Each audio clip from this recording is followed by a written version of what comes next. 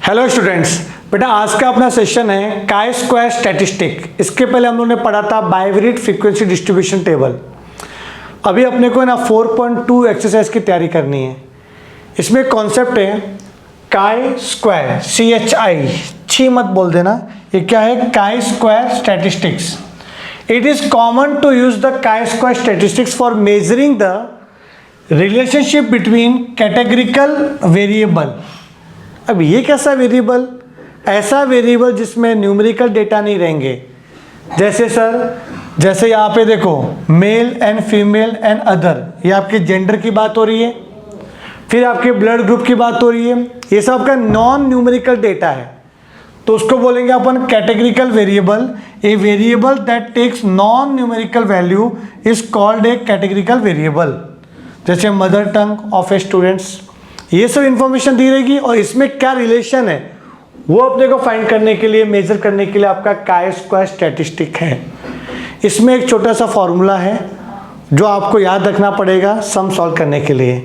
तो ये आपको थ्योरी पर्पस के लिए आ सकता है कि नॉन न्यूमेरिकल वेरिएबल रहेगा आपका, तो ये यूज करना है आपको काई स्क्वायर। सी हियर, काई square statistics is denoted by ये वाला सिंबल। ऐसा लिख के थोड़ा ऐसा काट लेना, ठीक है ना। वेयर ये आपका ग्रीक लेटर है, इसको रिटर्न कर एज CHI और उसको रीड करते हैं काई, की और काइट, ठीक है ना। The chi square statistic is use to measure the relationship between the two categorical variable. Chi square is always non negative. यहाँ पे नेगेटिव वैल्यू आएगा ही नहीं आपका। जब हम लोग सॉल्व करेंगे ना क्वेश्चन, तो आपका आंसर या तो 0 आएगा या फिर पॉजिटिव आएगा, नेगेटिव आ ही नहीं सकता। अब ये फॉर्मूला दिया हुआ, देखो फॉर्मूला ध्यान से देखना क्या है। ये फॉर्मूला दिखने में गंदा दिखेगा, बट बिलीव मी जब एक पहला क्वेश्चन करेंगे ना अपन, तो आपको समझ में आएगा। बहुत ही सिंपल था ये। तो यहाँ पे आपको समझना पड़ेगा कि रो क्या होता है, कॉलम क्या होता है। पहले उसके बारे में समझो। मैं एक मैट्रिक्स लिखता हूँ, मैट्रिक्स। देखो यहाँ पे पहले समझो, ये एक मैट्रिक्स है A, वो दिया हुआ है 2 3 7 1 5 9। क्या इस मैट्रिक्स का आप ऑर्डर बता सकते हो? ऑर्डर क्या है? तो ऑर्डर लिखने के लिए ऐसा लिखते हैं हम लोग, order equals to row by column. Row by column. बेटा कितने रो है?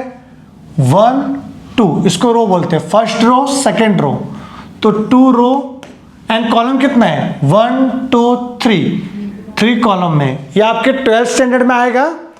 चैप्टर है मैट्राइसिस, मैथ्स 1 में सेकेंड चैप्टर है आपका मैट्राइसिस करके, उसमें ये काम आएगा कॉन्सेप्ट जो मैं आपको बता रहा हूँ। तो इसका ऑर्डर आ गया 2/3। 2 into 3 मत पढ़ना, 2/3। अब ये कॉलम है और ये रो है। अभी मुझे फाइंड करना, समझो A11, A12, A13। ये क्या होता है पता है? A11 का मतलब क्या होता है? फर्स्ट रो का फर्स्ट कॉलम। बताओ इसके अंदर फर्स्ट रो का फर्स्ट कॉलम क्या है? 2। फर्स्ट रो का सेकंड कॉलम, फर्स्ट रो ही है, सेकंड कॉलम कौन है? 3। एंड फर्स्ट रो का थर्ड कॉलम कितना है? 7। इसको ऐसा रीड करते हैं, A11, A12, A13। अगर मैं ऐसा लिखूं A21 मीन्स सेकेंड रो का first column. First indicate row then column, तो सेकेंड रो का फर्स्ट कॉलम 1, सेकेंड रो का second column 5 and second row का थर्ड कॉलम इज 9। अंडरस्टूड? तो इसको ऐसा रीड किया जाएगा बेटा। इसको लिखते टाइम पे ये वाला जो लिखेंगे ना अपन, इसमें जो वैल्यू आएगी वो वैल्यू आती है AIJ। AIJ, आई का मतलब होता है रो और जे का मतलब होता है कॉलम। ये आई और जे आपको समझना पड़ेगा। अब आप जब ये फॉर्मूला देखोगे ना, थोड़ा बहुत आपको अच्छा लगेगा कि AIJ क्या होता है। कि पहला बेसिक क्वेश्चन यही रहता है बच्चे लोगों का कि सर AIJ क्या दिया हुआ है। तो यहाँ पे टेबल बनेगा, तो ध्यान देना इधर, फॉर्मूला फॉर कंप्यूटिंग काई स्क्वायर स्टैटिस्टिक्स में। तो काई स्क्वायर का फॉर्मूला, बड़े काई स्क्वायर ऐसा रीड करते हैं, कोई स्क्वायर नहीं करना है यहाँ पे, स्क्वायर थोड़ी करेंगे अपन। तो ये काई स्क्वायर का फॉर्मूला ऐसा है, O-E डिवाइड बाय E का स्क्वायर। ठीक है, आपको सिर्फ न्यूमरेटर का स्क्वायर करना है। अब क्वेश्चन ये है कि सर ओ क्या होता है और ई क्या होता है। ओ का मतलब होता है ऑब्जर्व फ्रीक्वेंसी जो आपको क्वेश्चन में दिया रहेगा, और ई का मतलब होता है एक्सपेक्टेड फ्रीक्वेंसी जो अपने को फाइंड करना पड़ेगा। तो एक्सपेक्टेड फ्रीक्वेंसी कैसे फाइंड करेंगे वो यहाँ पे दिया हुआ है, और ओ मतलब ऑब्जर्व फ्रीक्वेंसी जो आपको क्वेश्चन में दिया रहेगा। लिखो यहाँ पे क्वेश्चन, ठीक है, और ये एक्सपेक्टेड फ्रीक्वेंसी है।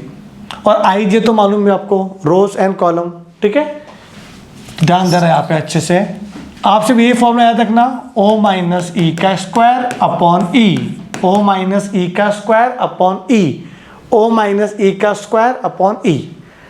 अब ई के लिए क्या है, R into C upon N. I J बाद में लिखेंगे अपन। एक्सपेक्टेड फ्रीक्वेंसी है आपका R into C upon N. अब आर क्या होगा, आर मतलब होता है रो का total, R R R I I है, आई मतलब रो, तो रो टोटल। और सी का मतलब होता है कॉलम का टोटल, तो कॉलम को तो जे से लिखते हैं, जे, तो सी जे क्या आएगा, कॉलम का टोटल। और एन का मतलब होता है ग्रैंड टोटल, जो अपन ने किया था बाइवेरिएट फ्रीक्वेंसी डिस्ट्रीब्यूशन टेबल में, सबसे लास्ट में देखो एन, रो का टोटल, कॉलम का टोटल, ग्रैंड टोटल, उसको बोलेंगे एन। मीन्स पहले आपको ये फाइंड करना पड़ेगा, उसके बाद में आपको ये फाइंड करना पड़ेगा, फिर आपका आंसर आ जाएगा। क्वेश्चन करते हैं, मालूम पड़ जाएगा आपको। See here question number 1, exercise 4.2, following table show the classification of application of secretarial and for sales positions according to the gender, calculate the value of chi square statistic.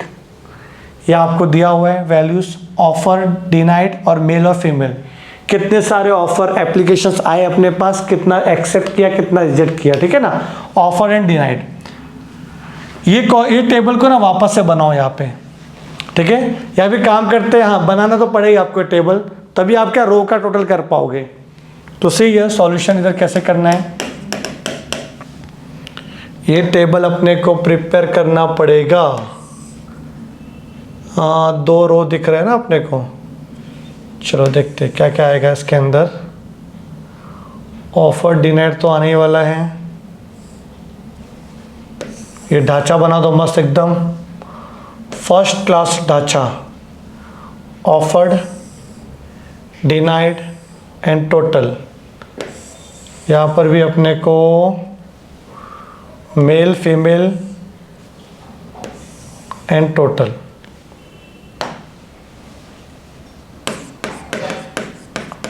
Offered, denied, इसको लिखना रो total, रो total, ठीक है। ये क्या आ जाएगा आपका mail, female, और ये आपका कॉलम टोटल।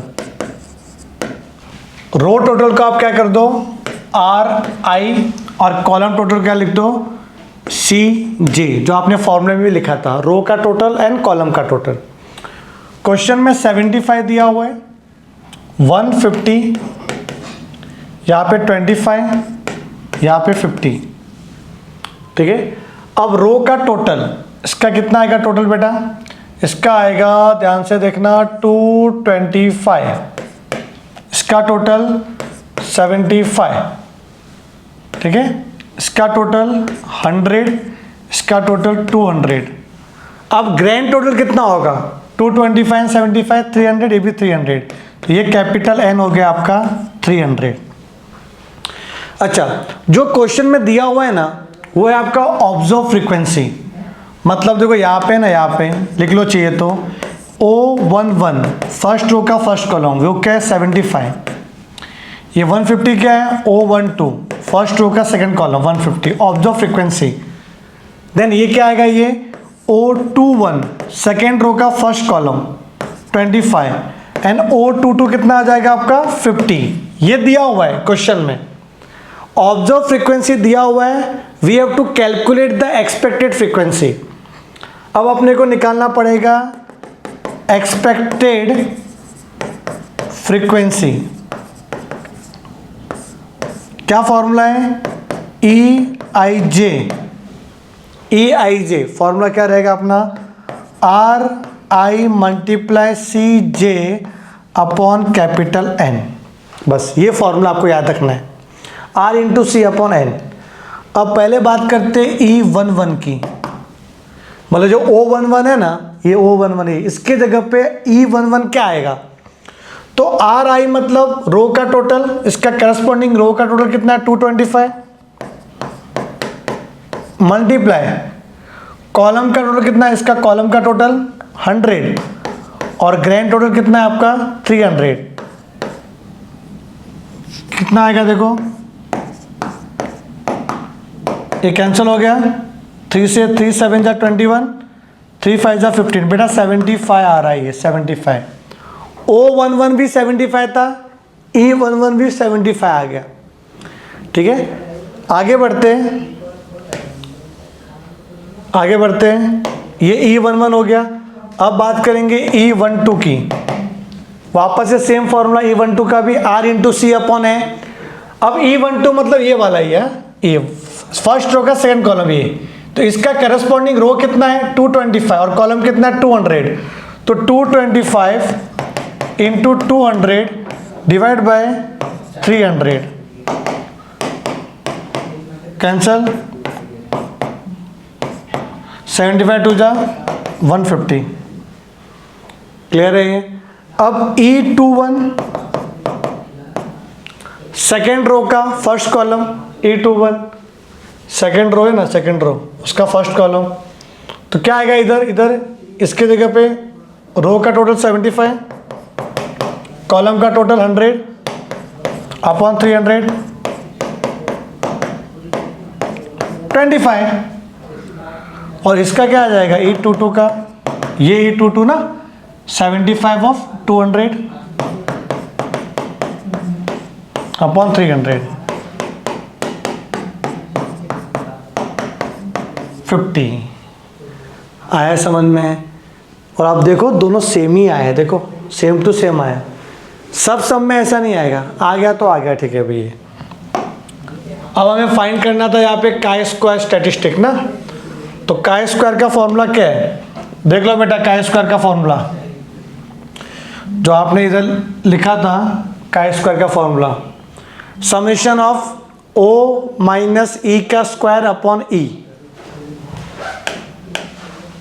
तो यहाँ पे लिखता हूँ काई स्क्वायर समेशन ओ आई जे माइनस ई आई जे का स्क्वायर अपॉन ई आई जे। ये जो कर रहे हैं उसका समेशन, मतलब आपको बारी बारी से क्या करना पड़ता है, O11 minus E11 upon E11, वैसे O12 माइनस E12 का स्क्वायर अपॉन E12। तो क्या करेंगे, इधर क्या था आपका O का वैल्यू 75 था, देखो O11, उसके ऊपर देखो O11 क्या था 75 और E11 भी 75, तो 75 माइनस 75 का स्क्वायर अपॉन 75। यहाँ तक क्लियर? समेशन है मतलब प्लस। अब क्या करना है, सेकेंड वाला ले लो, फर्स्ट रो का सेकेंड कॉलम ले लो, मतलब O12 माइनस E12, तो भी 150 था, माइनस 150 का square upon E12 plus because of summation symbol O21 minus E21 upon E21, तो 25 माइनस 25 अपॉन 25 प्लस E22 ना, O22 minus E22 upon E22 कितना का 50 माइनस 50 का स्क्वायर अपॉन 50। देखो सब जीरो आ रहा है, ये जीरो का स्क्वायर 0 0 0 0 आ गया 0, तो का स्क्वायर 0 आ सकता है और पॉजिटिव आएगा, नेगेटिव आ ही नहीं सकता। आई होप कि आपको ये समझ में आ गया रहेगा। अब बेटा हम लोग क्या करेंगे, नेक्स्ट सेशन में एक और मज़ेदार क्वेश्चन लेंगे और अपन क्या करेंगे, इस चैप्टर को वाइंड अप करेंगे। तो मिलते हैं अपने अगले सेशन के लिए, तब तक के लिए bye bye, take care and thank you so much.